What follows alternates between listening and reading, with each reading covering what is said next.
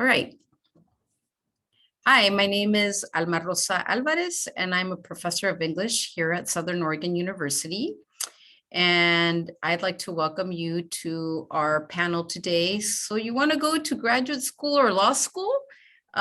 We have a few panelists that are here. I want to also, before we get to our panelists, introduce you to my partner in crime, Dr. Diana Maltz. Hi, everybody. I've had classes with, I think, all of you, which is wonderful. It's so nice to see you back here on Zoom with us. Yeah, this is a panel that Alma Rosa Alvarez and I designed with our present students in mind, because some of them are interested in going to graduate school or law school. So welcome, everybody. So what we're going to be doing now is just so that people know the format. I see that Mackenzie is with us this afternoon. Welcome, Mackenzie. The format is going to be some introductions of the panelists, a few questions that we'll be giving the panelists, and then there will be a Q&A portion, Mackenzie, so that if you have some burning questions about either law school or graduate school, you can ask them. So let me first then introduce Jenean McGee. Hi, my name's Jenean McGee, and I graduated from SOU in 2015. I was part of the English department, and I have my master's in American Studies from the University of Massachusetts, Boston, and I'm currently in my 4th year of a PhD program at the University of Colorado Boulder. I am a PhD candidate, so I'm all but dissertation at the moment. I'll let Diane introduce the next person. Thank you, Jenean.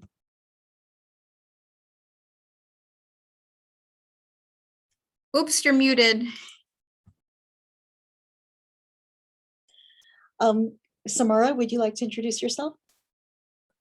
Yeah, so my name is Samara Diab. I graduated from SOU in 2019, and I'm currently a third and final year law student at the University of Arizona in Tucson, Arizona.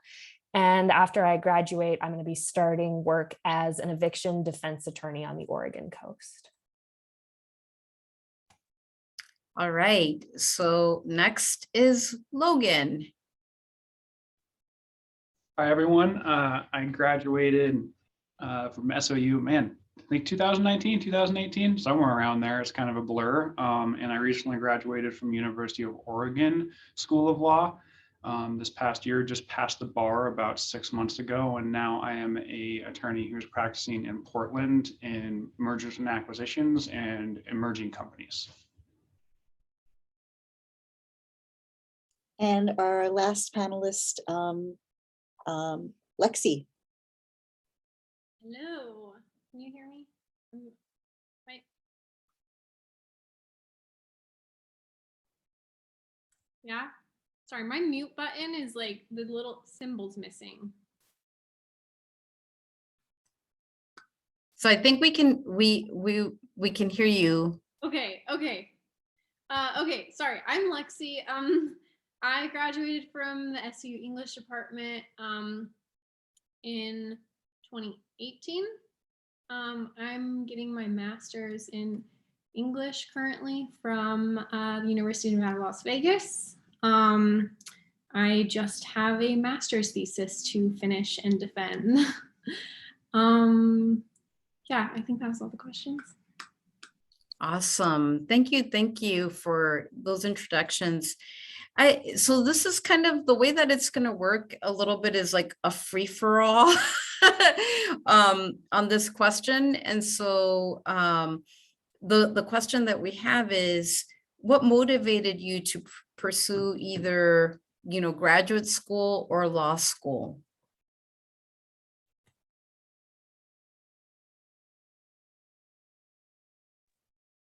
I can start. I'm not bashful. I have the gift of gab.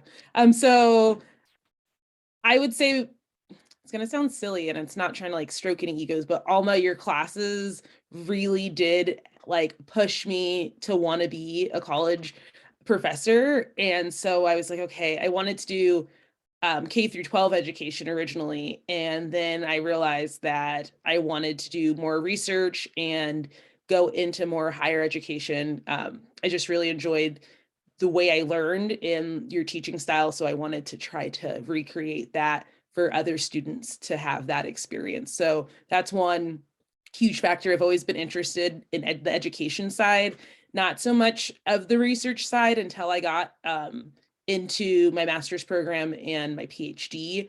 And so I still am more interested in teaching focused, but I really wanted to teach at a college level and have that type of curriculum to engage with students, and especially students of color who might not be familiar with their own cultural relevance in the United States. Thank you so much, and thank you for your kind words. Let's see, who is going to go next? Logan, we saw you studying up those GREs. I was lucky. I didn't have to do the GRE. I mean, I guess lucky or unlucky, I did the LSAT. But yeah, as far as my motivation is to go to law school and be an attorney, I think there were really kind of two main things. Number one is that I think law is something that really melds well with an English degree, and it involves critical thinking, writing and communication skills, analytical thinking, all the things that you guys do in the classroom every day when you guys are reading books and writing your papers. So it's kind of a natural progression. And I also was really, had an interest in business and being involved in business and the legal aspect of that. And so it was kind of a natural jump for me to go to law school. And if you guys are thinking about it, I would encourage, to kind of do what I did, go talk to attorneys. There are so many different types of attorneys out there. And just kind of get a feel for what they do. And if it sounds interesting to you, kind of just research a little more and pursue information about that. And that's kind of what you'll find your motivation to go if you do want to go. Thank you. And I can jump next, kind of segueing on that law school aspect. I actually did not take the LSAT. I took the GRE because around that time when I was making the decision, I knew that I wanted to go on for school because I really do love school. I love research and writing, but I was having like a bit of an identity crisis and had no idea exactly what I wanted to do. And I really loved, I mean, all the courses I took, but like in particularly the linguistics courses that I took with Dr. Battisella, liking that kind of translating aspect of things and the linguistic aspect of things. And so then law school kind of came naturally to that, and it allowed me to take all the things that I loved about linguistics, but then combine it with kind of my doer, working with people, working on projects mentality that I have. Thank you, Samara. Hi. Yeah, I would say for me, I really loved English classes. They were the funnest classes of any type of class that I was in, and loved the reading and writing portions of it. In undergrad, I also was a writing tutor in the writing center, and so I knew that I enjoyed helping people improve their writing. I really admired all of my wonderful undergrad professors. And getting to see them do their jobs was really fun. And yeah, that kind of, I was then like, okay, I enjoy this. What am I going to do with this? And kind of, I didn't actually really know that grad school I didn't know anything about it. And the English professors were really marvelous in helping guide me through what is grad school? Is this an option? What is this all about? Yeah, so that's kind of how I ended up. So I'm actually wondering because you bring up a really good point, Lexi, that a lot of times people don't know what grad school is. And I'm wondering if if you all can speak to that a little bit about what grad school is, and then also for the folks that are in law school, if you can tell us what law school is, and so, you know, I'll open the floor for Lexi and for Jenean to be able, because I was one of those students when I was in undergrad that someone said, "Hey, have you ever thought about grad school?" And I'm like, "What?" So if you could inform our viewers what that is, that would be awesome. Yeah. I feel like you could ask 100 different grad students this and you'd get 100 different answers. I kind of feel like to a certain extent it is what you make it. And it varies largely depending on how you approach the work, and also who you decide to work with in grad school, what professors you work with, how they approach their work. What is grad school? I mean, other than just technical definitions of its continuing education beyond undergrad. Like I feel like which I'm in a master's program. Jenean, you went on to PhD, so I can't speak to further beyond a master's. But I would say like the master's versus undergrad, a lot more research and a lot more getting to hone into like specific research interests, which was really fun. Past the like kind of early grad school classes of, you know, the classes that you're required to take, then it's just a lot of just getting to read what you want. And that's really, really fun. Thank you. Jenean? Yeah, I agree with you, Lexi. Grad school and just school in general is what you make it. You can get the best out of any type of education wherever you are at any level, like community college through a PhD program. And I guess I'll like piggyback off of what you said with the technical definitions of what the difference is between a master's maybe and a PhD. And so like Lexi was saying, a master's program, you're really getting to go more deeper into that research and getting more exposed to a specific field where you are engaging and pulling together, and I don't know if this is everyone's thesis, but pulling together other scholars' work to put them in conversation with one another. And it's a deeper dive into like a capstone, I would say, from undergrad. Moving into the PhD, you have those skills, you have more knowledge on the technical aspects and the theories and the ideas and the concepts. However, when you move into your dissertation, you are now putting yourself into the conversation. And so you're presenting your own ideas and your own theories in while you're in conversation with the scholars that maybe you were just kind of putting in conversation with one another. Now you're part of the conversation. And so, which can be sometimes terrifying, but it's a lot of fun.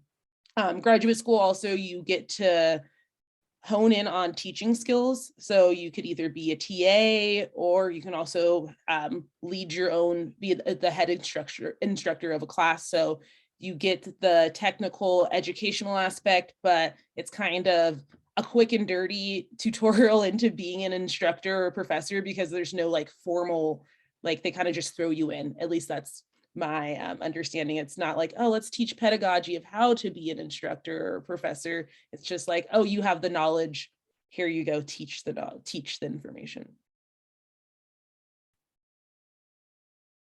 Great. So what about our law school counterparts here? What is law school? Oof. I think law school is one big long hazing ritual. That's been my experience of it, but also mine is like very COVID heavy. I started in my first year of law school, right? Went straight into COVID. So I think that makes it a little bit different of an experience. But I find that it is like very rigorous and challenging, though not always in the ways that I expect. Because especially coming in from like an English degree background, I find I'm at an advantage for a lot of it because I am like a strong or a reader and writer, or I've had just a lot of exposure to that. And that allows me to navigate so many of those foundational skills that go from exams to actually like doing well in practice, in any of my clinical work or whatever.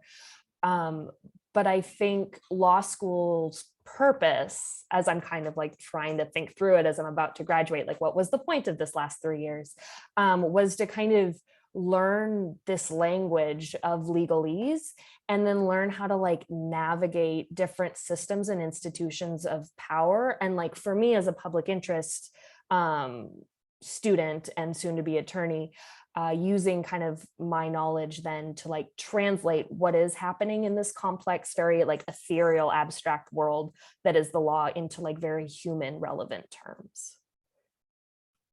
Thank you. Logan? Wow, Samara, that was an awesome description, actually. I love the concept of, attorneys being translators, because that's really what we do a lot of the times. Yeah, law school for me, because I wasn't, remote the entire time, was, actually really fun. I think it really is something that you can stress out about. I think there's a lot of people who think about law school as being this big, scary thing. And it really is not. You will show up there, you'll have the tools you need, and you will be very well equipped to be able to perform. It is competitive. In that you're going to take the same classes the first year as everybody else in the nation, and you're going to be graded on a true curve for most places, some places not, and so you will be competing directly with your peers for the first time. So some people may get B's or C's or something like that when they haven't before, but I know a lot of those attorneys out there who have done that are absolutely amazing attorneys, and it's really true that like grades don't make you. And during that time, like to kind of keep that in mind and have fun and make connections and network is really important. And as you go through, you'll develop this sense about where to find the answer to questions in the law, and then how to go and narrow down and find an answer that will end up helping somebody who doesn't know how to do that. And that's really what we do, is we navigate the law, we find an answer, and then we translate it in a way that results in an action for a client that they just wouldn't be able to understand or even comprehend without our translating ability.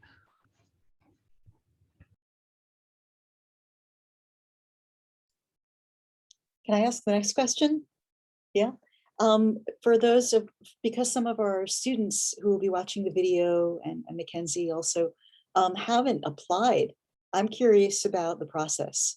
A lot of them, I think, may find it intimidating, especially since, a couple of you have mentioned the GRE and the LSAT, but could you maybe give us a timeline of how long it took you to kind of compile your application and what the components were, so they can get a kind of overview of the process? Ooh, that's a big one. So, I mean, what round am I talking about? So,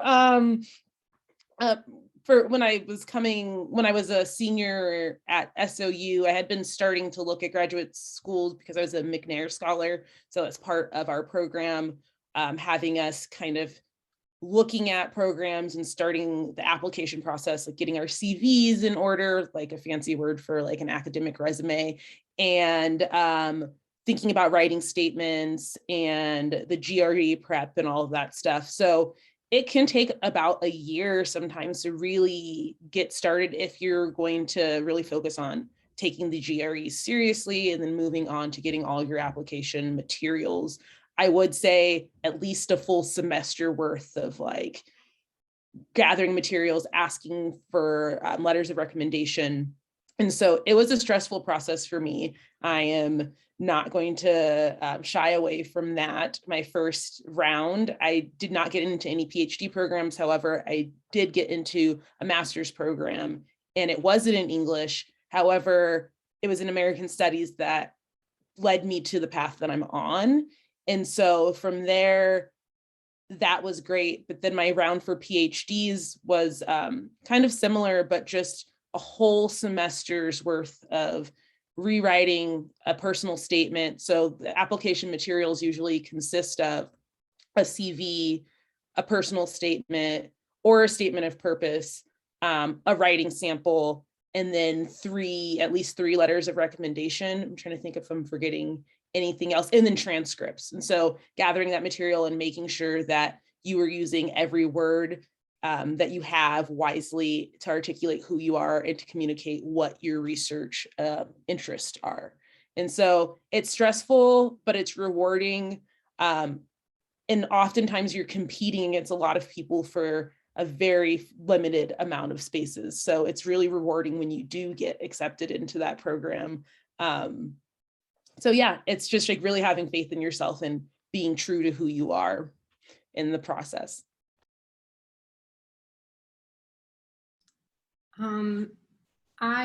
My first year of applying to grad schools, I didn't get in anywhere, and it was so stressful and devastating.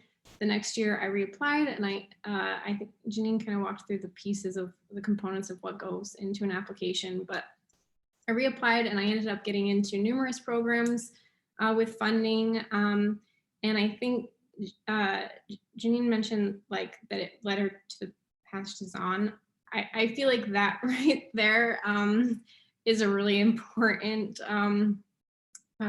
thing to remember in applying to grad schools, and I'm sure the law school folks would say the same, that sometimes things don't really go the way you plan. For example, the University of Nevada, Las Vegas that I ended up going to, I didn't actually apply to my first year, but it ended up being the one that I chose to go to the second year when I did get accepted to places. Yeah, so I feel like that was kind of an important piece for me, just the kind of, okay, it kind of leads you where you need to go. I don't know. What about our law school folks? Thank you so much, Jenean and Lexi. Law school, there's like, it's almost like a common app. It feels so long since, yeah, I did this, but it's like a common application right through LSAC that you do, and you kind of can upload like your resume and your letters of recommendation and like kind of some of your written statements, although a lot of the schools that you'll select will then have like additional or separate essays that they want you to do. And you can upload your LSAT or your GRE scores to that site. And I think that makes it a little bit easier to navigate in a way.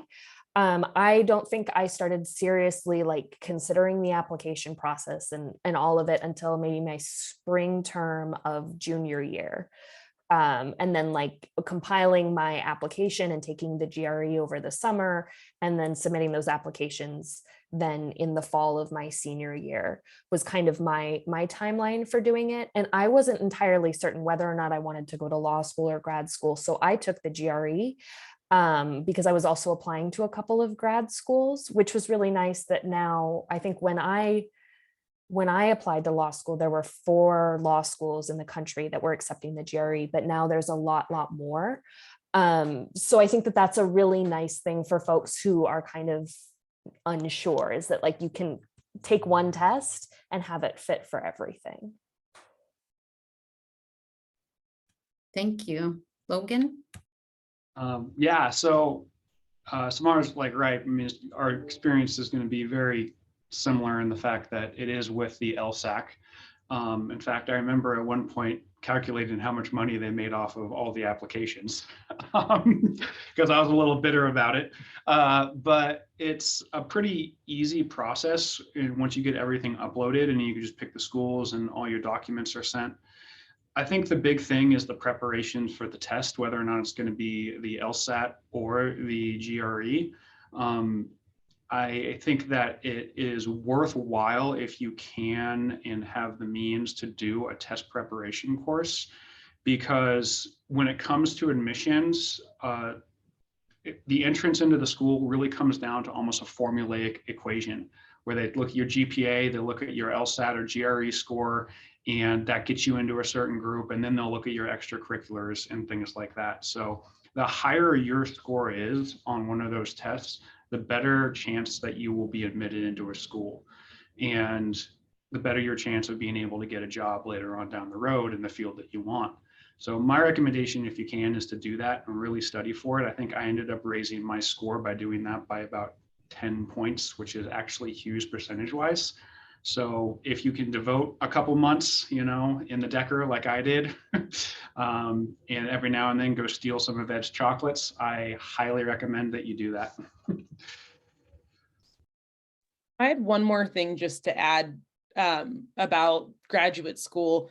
Cast your net very wide. Don't just look at a name of a school because you've heard of it or if it's in the top tier. Really look at the faculty and look at the institution and the location if you want to be there, and if it's going to be a good fit for you, not just because it seems high, it seems well perceived in other people's eyes.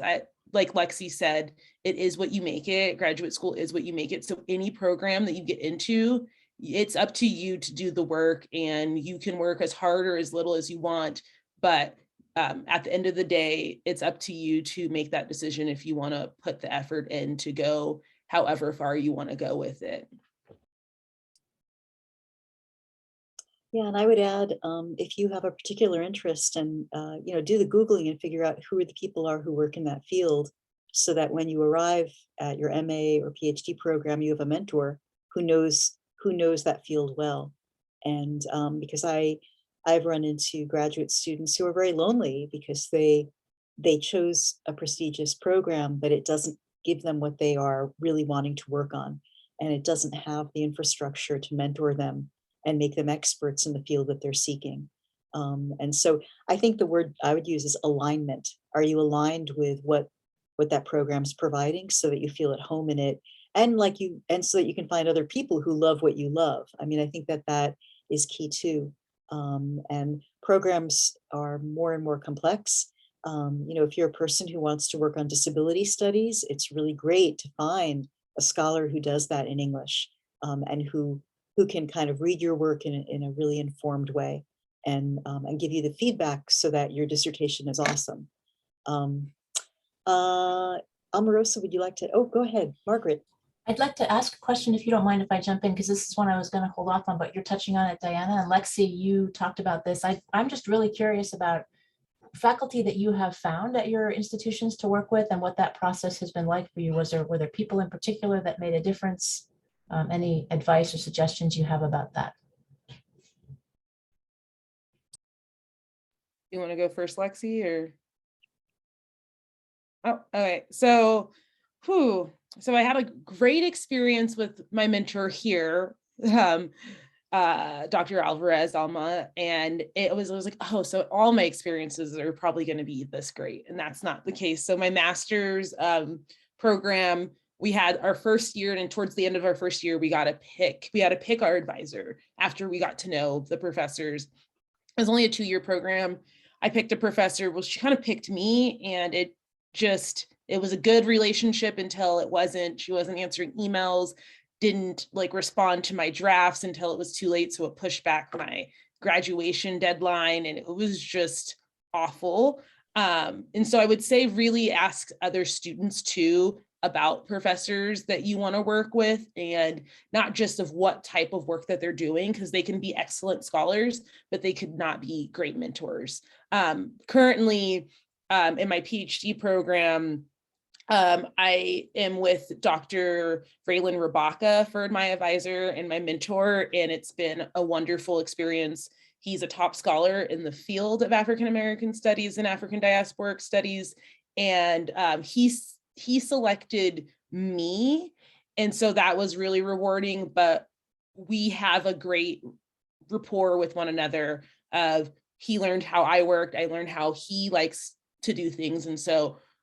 But the thing is, not everyone has that relationship. So really talk to other graduate students if you can, if you get to that interview stage, or reach out to graduate students on the website before you even apply, just to see oh, is it worthwhile to work with this professor? They seem like they align with my research focus. However, what are they like? What's their personality like? Because sometimes, let's just be real, scholars and academics can be just interesting humans like us all. So you just don't want to get stuck with a dead that's not going to help you move forward.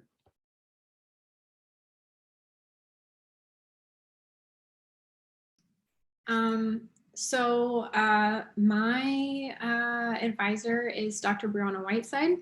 And I took, actually, so before, when I was deciding between which the various programs that I got accepted to, and I was trying to narrow down where I wanted to go, I actually visited a couple campuses, and I actually got to sit in on one of her classes, which was really fun. So to a certain extent, I kind of like knew going there that I wanted to work with her, just because of her work, and I just enjoyed her like teaching style. I took a class with her. I think it was my first semester, and then I actually ended up working as her research assistant for a semester as well. And so then it, like, when I was like working on my thesis, it was kind of like, oh, like, you know what I'm working on, like, and there's like a little bit of overlap because of being informed by her reading lists and like, and methodology and stuff. I will say too, though, like as much as, sometimes who you choose as an advisor will be informed by the work that they do, and that is really important. I think, as Jenean touched on, it's, I think I would say maybe equally important that like the person is like, kind of like a supportive mentor. I think, while, research stuff is super important, ultimately what I also really love about my advisor is that she made a point in her classes to be like, hey, make sure you take time this weekend to rest, to her students. And honestly, like, I feel like any reminder to like take care of yourself is like just invaluable, and things like that it's like, okay, person first, student, researcher, all that after. And that's really valuable. So I think that the personal relationship, like Jenean touched on, is just like really valuable. Thank you so much. I want to make sure that we have time for Mackenzie to ask any questions that she may have. Not to put you on the spot, Mackenzie, and if you don't have questions, that is totally fine as well. And then maybe we can open it up to questions by the other profs that are in the space.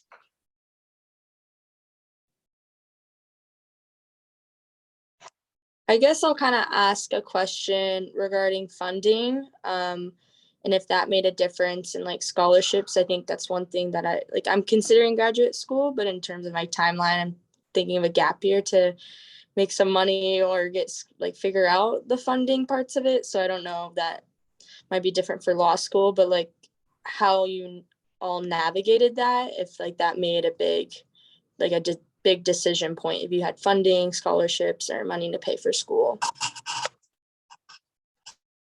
Such an important question. So funding, to begin, if you're going to do a PhD, there's no way that you should accept a PhD program without funding, without at least, hopefully you can at least get 4 years, if not more, of guaranteed funding.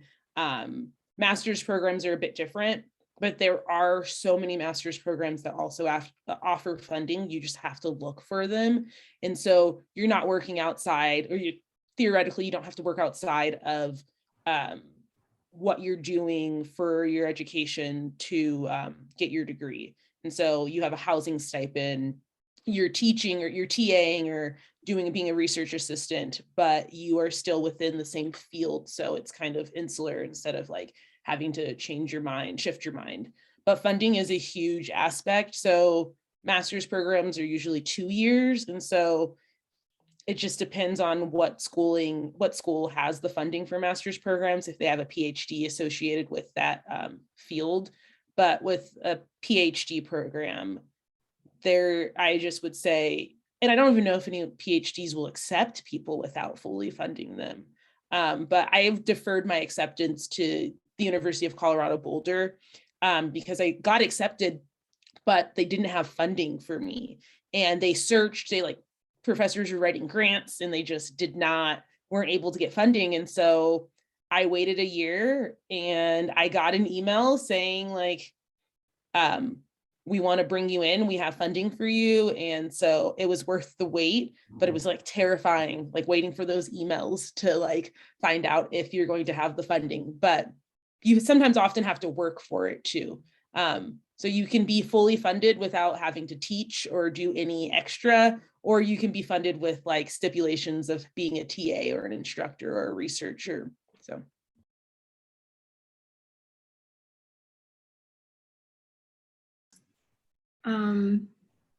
Yeah, I would kind of would say the same thing about an MA program in terms of the funding as an essential piece.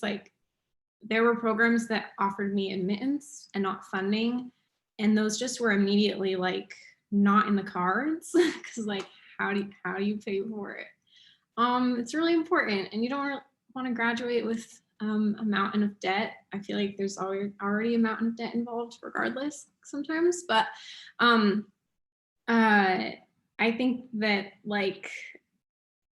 most of the schools, at least for grad school, I feel like law school maybe is different, but when you apply, you kind of, you do the financial aid, and sometimes they'll have separate funding forms that you have to fill out. But I worked as a graduate assistant, and most of the schools, if you're hired as a graduate assistant, they have various jobs that you can do. So you can teach your own class. Sometimes you'll be a research assistant. I even knew some grad students, somebody who worked for the department, kind of as almost like an office assistant. As I don't know, they managed various things for the department. I don't know the job, but but I actually was brought in by the Honors College in partnership with the English department as a writing consultant to teach writing workshops to honors students and do one-on-one writing consultations with students. So I guess what I'm trying to say is that even that kind of funding umbrella of kind of a graduate assistantship, there are lots of different roles that you can take, and which also then kind of, I feel enrich your program too. Oftentimes I think that they're kind of designed to go hand in hand, but. Can we talk about funding for law school? Yeah. I can definitely take that for sure. It's a little more, financial aid oriented. It's not like you're going to get funded by, doing a graduate assistantship or something like that. There are some work study programs just like undergrad. But I think the big thing is choosing where you want to go to school. I think there's a kind of a colloquial saying in law school where you go T14, which is a top 14 law school, or you go for free. And that's not necessarily the case. There's some in between there, but the gist of it is that you can get a lot of scholarships from law school. And if your numbers look good, your LSAT or GRE score and your GPA are higher than the median of what the schools have, which are posted on US News, by the way, then you can do something called negotiating, and you can actually negotiate your scholarship, which Diana told me I could do, and I didn't even know it, and it blew my mind. And I wrote a letter and I got an extra $2,000-3,000 a year. So if you can do good on those tests and have a great GPA, write that letter after they send you their scholarship offer, and they're more than likely they'll give you an extra, couple grand. It's worth it. Thank you, Samara. And I forgot to thank Mackenzie for her really great question. Samara? I think also the scholarship offers also for law school depend on the school, because some schools give out a lot and some give out not a lot. And you will notice that a majority of your classmates, or at least mine right at my school, they're all paying for everything out of pocket and have little to no scholarship. And that's kind of just an accepted practice that you will graduate with this mountain of debt. My scholarship offer 100% made my decision for me. And sometimes I look at, oh, should I have like, done the loans with the T14 like school? But I'm really grateful that I chose to go with the scholarship route, because you realize upon graduation, you have a lot more freedom and flexibility to take the jobs that you really want and care about. And so it like promotes a lot more work-life balance. Like you just feel good about what you're doing, as opposed to like feeling very like weighed down by all of this debt that I kind of watch a lot of people struggling with now at this point. So I think like it's important to look at your school and look at what scholarships like that school does offer, because sometimes they'll give out, I don't know, like a third of tuition to everybody, which may or may not be helpful in your case, whereas other schools might give out like full tuition scholarships. So it's important to do some research there as well. Thank you. So we are like 5 minutes before the end of our program. Are there any other questions that folks would like to ask? So I see Ed raised his hand. Thanks. Yeah, I've got two, but I'll ask the hard one first. So I notice with a lot of our undergraduates, they sort of come to school and every problem is a new problem to them. And they're sort of not quite sure what's going on at first. So I'm wondering if there was a point in your graduate career when you either just sort of woke up one day and figured out, oh, I've got this, or something happened that caused you to think, oh yeah, I belong here. Any recollections? I mean, Oh, sorry, go ahead.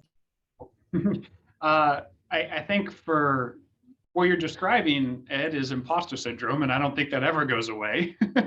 I know very established attorneys who still have that and feel like they don't belong and that they're not good enough, and I just think that's a very human thing. But I think for me, the feeling of this is where I was supposed to be happened for me in sort of the end of my first year of law school, when I was really kind of getting more into the research and writing and starting to actually like research even more so where I wanted to be and what jobs I was going to do. So there was a little aha moment there, like I think I belong here. And then my second summer, I got to go work for the firm I'm at now, where I was actually doing hands-on, lawyer tasks, and I had so much fun. And the fact that I was having fun doing these things, that was the real aha moment. A lot of it I didn't know how to do. There wasn't a click of like, I know how to do this. I was figuring it out a lot of times when I was going along, but I was having fun doing it. And I think that is really what you should be looking for in whatever you do. Samara? Yeah, I was going to talk to, I had it really, everything was so difficult that first year. I was navigating, I like showed up to class and didn't know what the words plaintiff and defendant hardly meant. So it was all like this very stressful first year. And it didn't click for me until my second, when all of a sudden classes went from being 100 and 150 students to I had a class of like 20, and she would divide us up into small groups of 4. And she was just a phenomenal professor. And so I think for me, it was finding a little bit more of that one-on-one relationships with my classmates and professors that really helped me settle in and be like, no, I got this. Because I think so much of law school too is a lot of people posturing and showing off how great they are, how experienced they are. Everyone is like this like type A know-it-all. And so no one wants to like show that they actually don't know anything that's happening or going on. And so it was like figuring out that everyone else around me also didn't know what was happening made me feel a lot better. But that took me like quite a while to get to that space. How about Jenean? Okay, good. I was going to say Jenean or like. I agree with you with like everyone, at least a lot of people in graduate school, they come in thinking that they know everything. And when I felt comfortable with just sitting with not knowing things and just being like, I'm here to learn and asking questions and relying back on like just critical thinking skills within like, the seminars, if you're doubting yourself, like, well, you're here to learn. So I always just speak up if I'm like, okay, this is how I interpreted this, and going back to how we analyzed and did critical analysis in English and relying on that to help me like think through. And I realized that I used to like be not confident as a scholar, and realizing that, hey, the more I work at it, the better I get. And so it's only going to get better from here. And then I think, like, you know, when you get grades back and you're just like, oh, wait, yeah, that's really, that's nice to know that I'm actually on track. And yeah, like recognition from the department and your instructors and validation of like your words. And that's what I do with my students as well. So they know that they're doing well. It's nice and comforting to know, like, hey, I actually am in the right spot.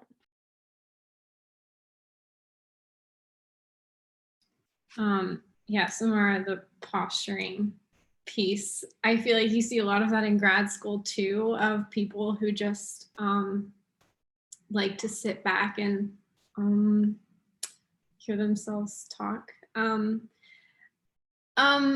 I will say, I think that like a big part of just realizing like, oh, like this is where I need to be, like I belong here, is kind of letting go of that and going, okay, like those are their expectations for themselves. They're on their own journey. That's not for me. I don't function well like that. And just letting it just be fun. And kind of sinking back into like, okay, like why am I here? I love these books, like, and I love talking about them. And I love listening to other people talk about them and writing about them. And just like letting that be like, okay, I like making these connections. Like, it's like, I guess like zeroing in on like, what is it that's important to you about it? And not like so much on like, I don't know, like, the sort of like comparison of who you are in relation to the other people in the room. Because I think that like the classroom space really benefits from just being yourself and letting your peers also be themselves in the space. And it kind of sinking into that kind of welcomes other people to just, I don't know, enjoy the space maybe a little more too. So, and I feel like that kind of is a sort of space of belonging. I don't know. Yeah. Thank you so much. I don't know if Mackenzie has like another question, or and if Mackenzie doesn't, you know, I have something that maybe then. Okay, awesome. Sorry. I have something that I just wanted to say, which is, and it's directed towards both our present undergraduates and our graduates, which is that I feel like even though we're a small department, we prepare you really well for grad school, and your achievements are all testimony to that. The graduate school and law school, that a couple of you have mentioned critical thinking skills and writing skills. And even though we don't offer a wide array of classes, we can't, given our numbers, we try to keep keep our class topics interesting and new, and we're always coming up with new ones. So one of the things that you'll notice if you're an MA student or a PhD student at a really large university will be a lot of survey classes. Frequently you end up TAing for those, and SOU doesn't really offer those in English. We have these themed classes, but it doesn't mean that you aren't ready to be a teacher, of English. There you will encounter texts that you haven't covered as an undergrad, but you have the tools, and that's what we've really worked at. And I think that's what you've all mastered, these really good attitudes towards reading and sort of critically analyzing what you're seeing. So you should all feel really great about, first of all, having completed your BA, but also where you are right now. Mackenzie put something in the chat. Oh, puzzles. Oh, Okay. yeah, it's English clubs. I have to go and teach my class. Speaking of, it's so nice to see everybody. I want to thank Dr. Alvarez for helping, for actually getting the idea of pulling this together, and all the faculty for attending today. Did you want to say anything, Marissa? I just want to thank everybody for being here today. It's such a pleasure to, see undergrad folk, and then also to see our alum and to see how they're doing. And thank you for all of the knowledge that you shared with us today. And thanks to our colleagues for also supporting our program. Great. Thank you. Thank you for being awesome professors. Yes, thank Aw, you thank so you. much. It was a great program to be in. Thank you. Yeah, thank you everybody for being here today.